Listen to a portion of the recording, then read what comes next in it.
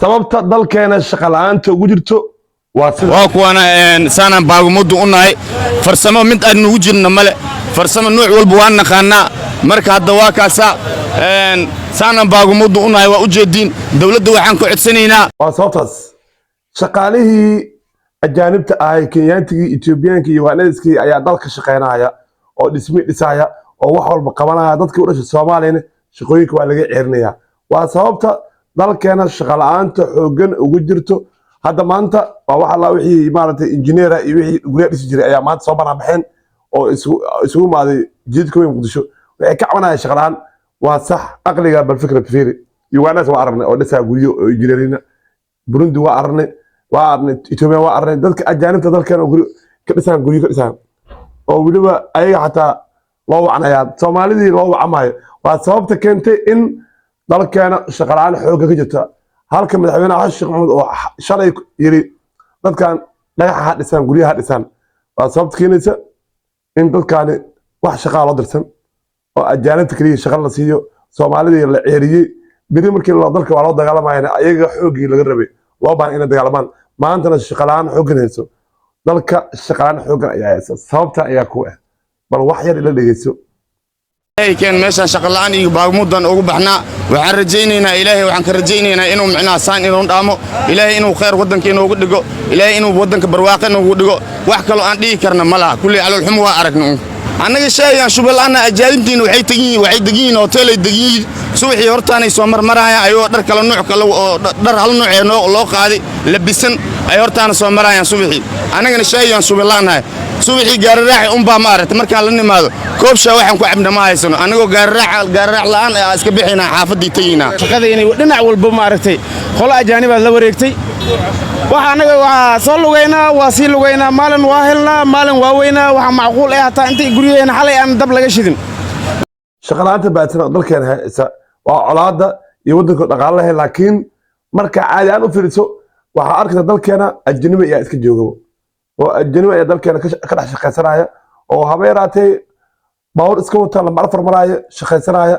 مقال اسكو ريغا قف لا حسابتميسا اي قف دو غليت هاغارس اي سنجرين سوماليدي عادي يعني شغلان غويا جيفان اي مقال اي دورسنايان اجانبتين غوريا اي دسايان لو ديبانايو دبقي ايا دسايان هدا wax ku yaala wax alla wax ku yaala ishaga ee boorka iyo digada waxa dhis ajaanibta Kenyaata dhisan iyo Ugandais Ethiopian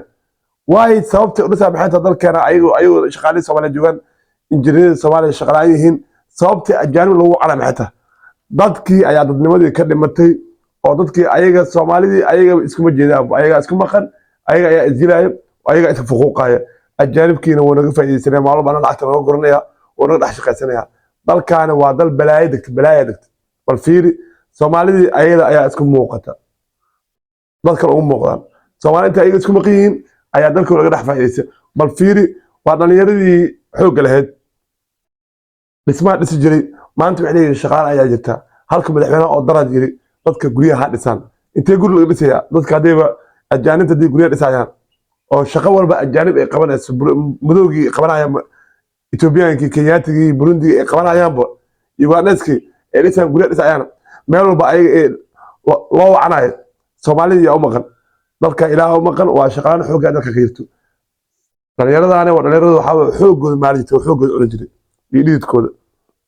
maanta waxay ka cawanayaan shaqo la'aan in la siito oo waxay ka codsadeen madaxweynaha dowladda federaalka Soomaaliya Xasan Sheekh Maxamuud inuu wadankaani shaqo war u sameeyo oo wadankaani hadeer leecaya inuu wada sax u sameeyo sida dadkan ay shaqo u helaan bal fiiri dadkan waxa ka muuqata baagmuda ka muuqata Amazon bal fiiri lacag iska qaadanayaan Kenyaatigi injineerka oo Kenya baahi ku heysay halkan ay ku baahi bal fiiri Kenya ayaa baahi ku heysay Muqdisho ayuu ku baahi oo halka iska dhex joogay injineer waaye Soomaali injineerka oo daacad ahaayeen oo wax fiican dhisi jiray waa la nacay loo baahna dadkii dadnimo ayaa ka dhimatay war muuqaalkan hala qabto meel gaarsiiya maxaa keenay sababta ajaanibta anaga u dhiban shaqada u dhibanayno Soomaaliyana ugu faareyno oo Soomaalina la lashay biri lacagta maanta ay qaaday ilmo adeer u taama abti u tahay ku kornaya halka midka Ugandaiska midka Kenyaata ka qaadanaya lacag ku kornaa ilmahaasina waxba isku ahayn